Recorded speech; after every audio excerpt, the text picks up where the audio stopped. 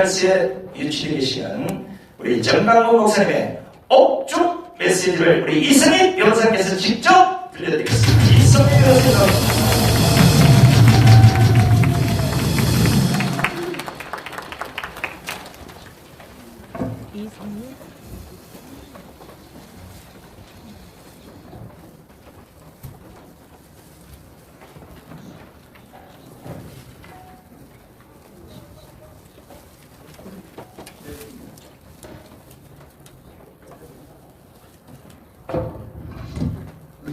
네, 이성희 변호사입니다.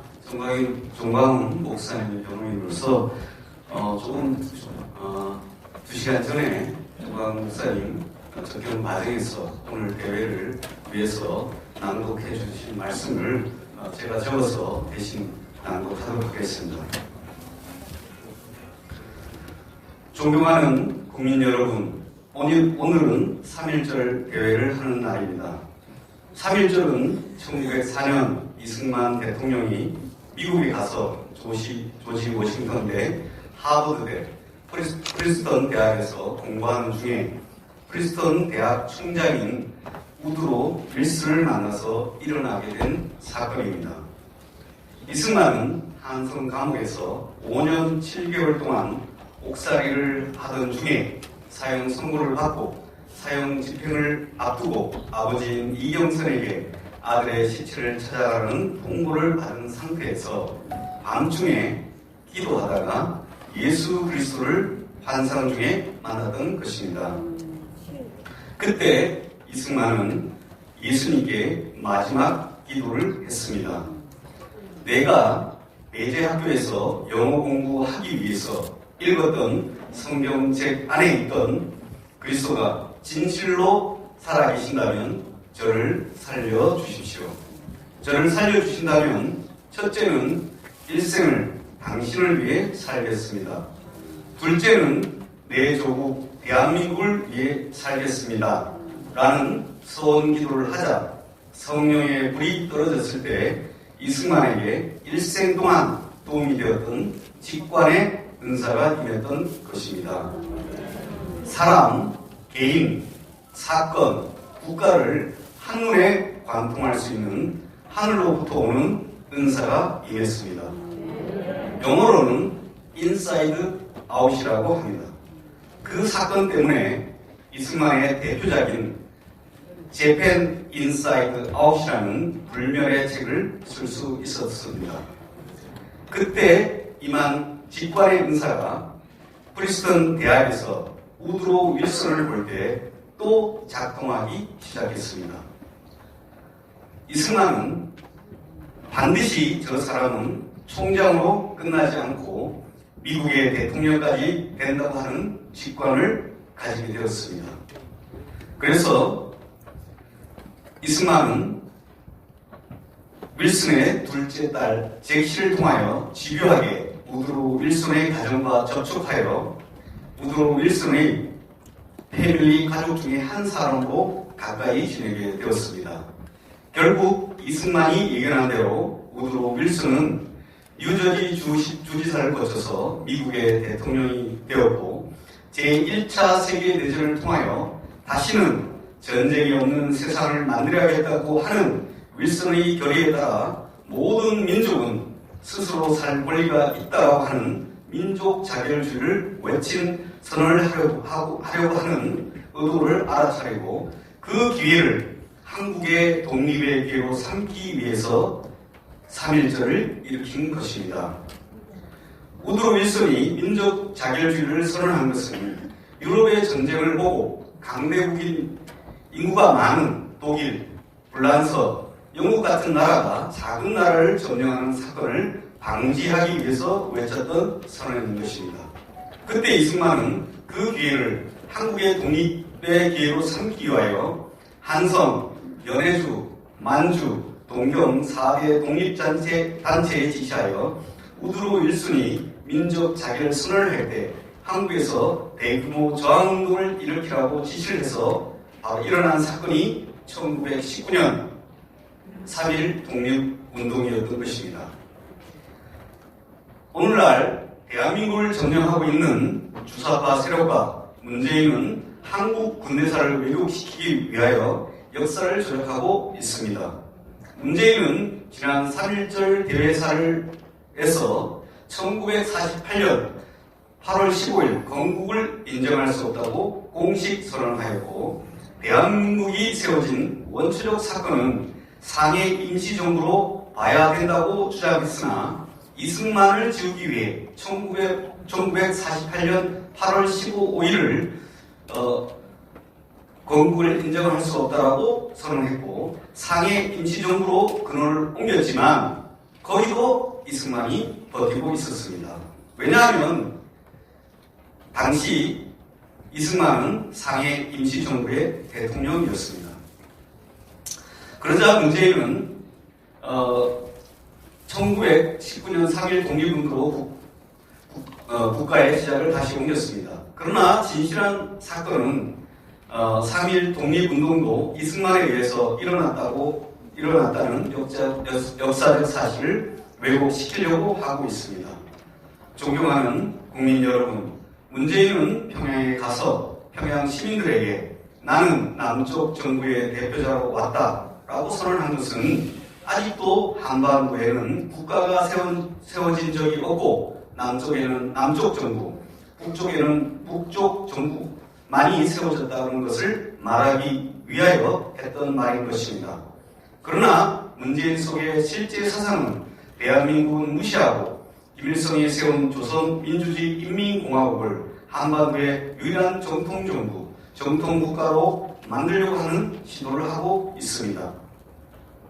문재인은 평창 동계올림픽에서 내가 가장 존경하는 한국의 사상가는 신영국이라고 선언한 후부터 서도의 감첩 윤희상의 묘지에 부인을 보내 참배를 시키는가 하면 6.25의 3대 전범 김원봉을 국군 창설 유공자로 국민훈장을 추수하려 하다가 국민의 저항에 부딪혀 잠시 뒤로 미루고 있는 상태입니다. 그 후 완전한 공산주의자인 조국을 법무부 장관으로 세워 공산주의를 실현하기 위해서 시도하다가 작년 10월 3일 광화문 이승만 광장으로 모이던 국민 저항에 부딪혀 저지당하자 추미애를 법무부 장관으로 세워 공산주의의 가장 기본 단계인 국가의 모든 땅을 국가가 관리해야 한다고 주장하고 있습니다.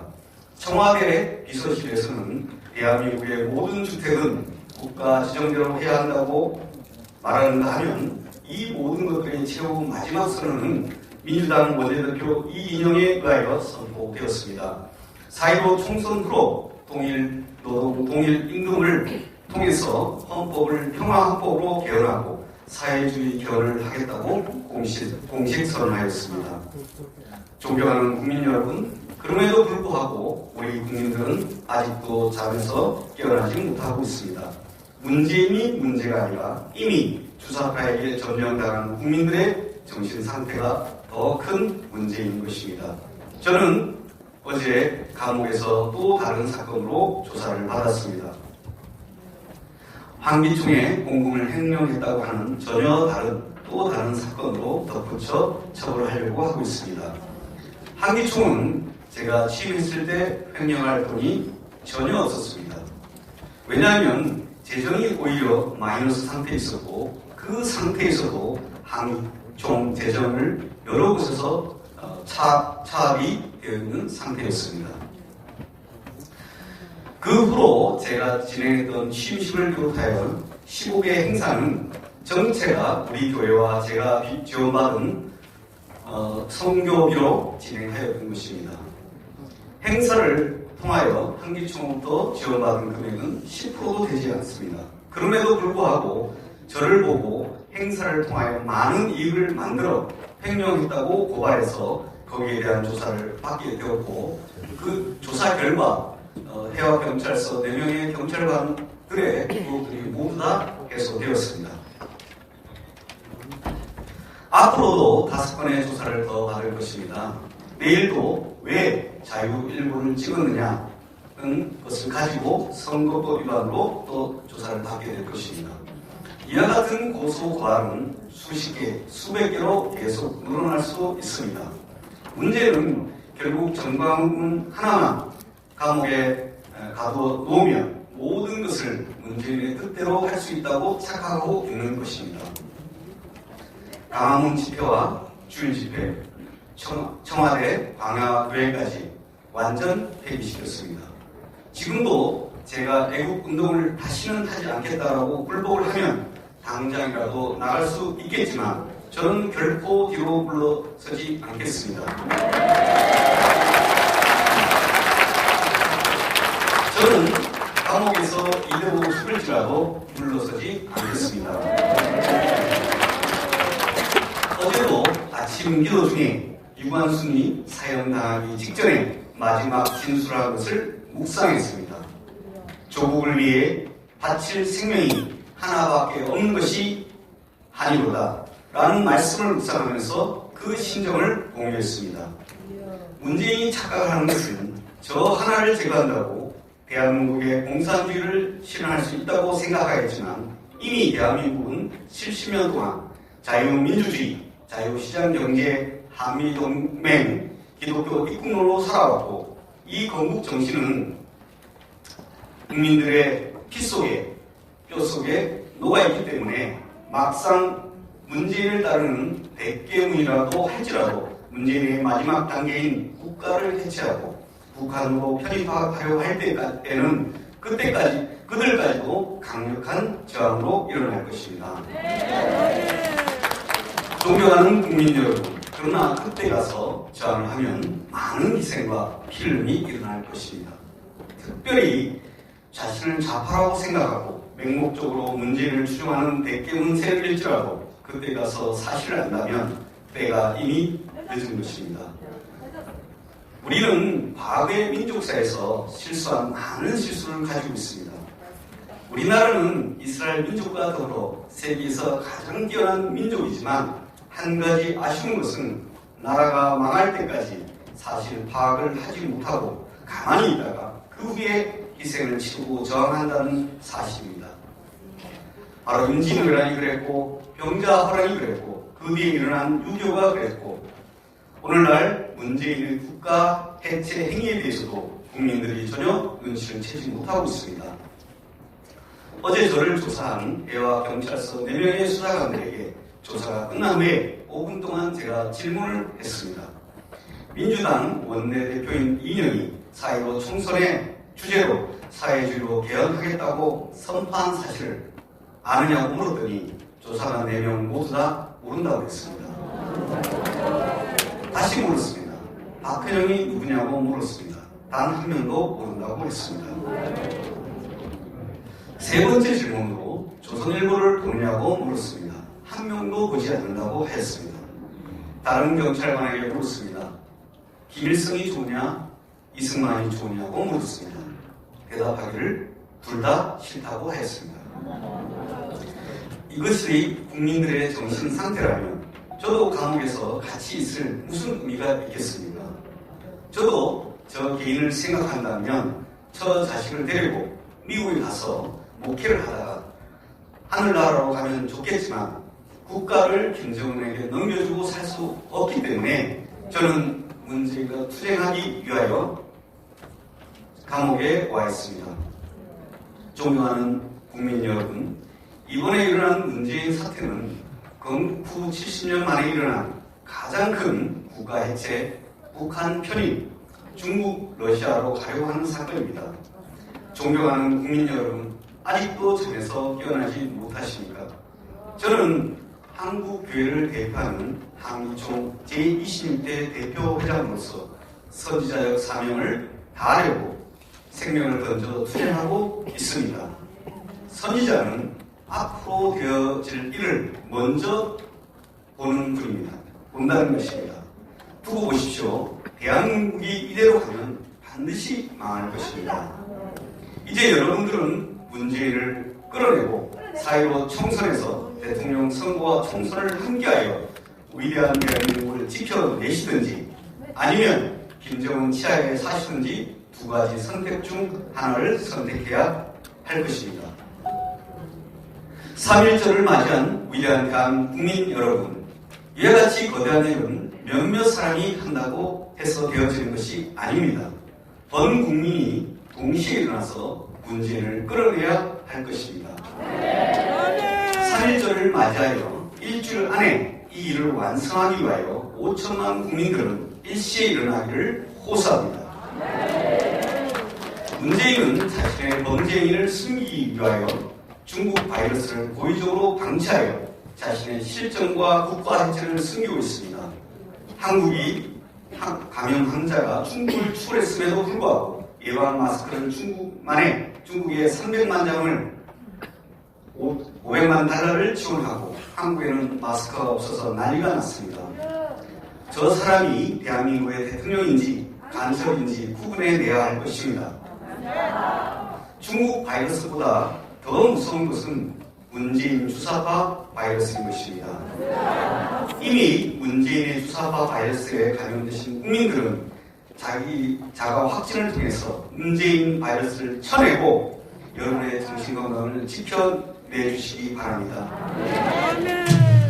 이제 시간이 없습니다. 결단해야 합니다. 이승만 대통령의 연설 마지막을 인용하겠습니다.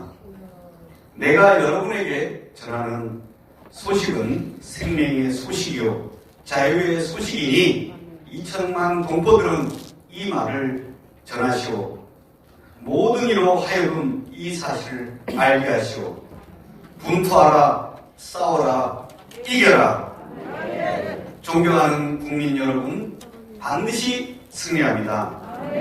국민혁명 의장 전광훈 드림.